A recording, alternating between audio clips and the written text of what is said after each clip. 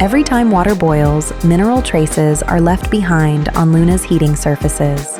Over time, this limescale buildup affects performance.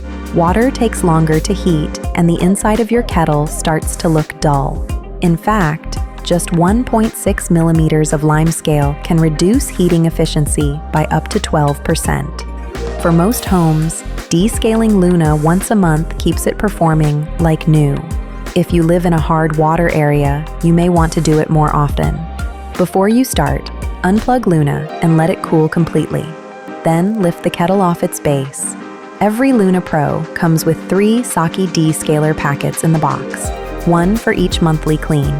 Fill the kettle halfway with fresh water, then pour in 1 packet. Always add the Descale powder to water, never into a dry kettle. Place Luna back on the base and run a full boil at 212 degrees Fahrenheit. Once it's done, let the solution sit for 20 to 30 minutes, enough time for the descaler to dissolve the buildup.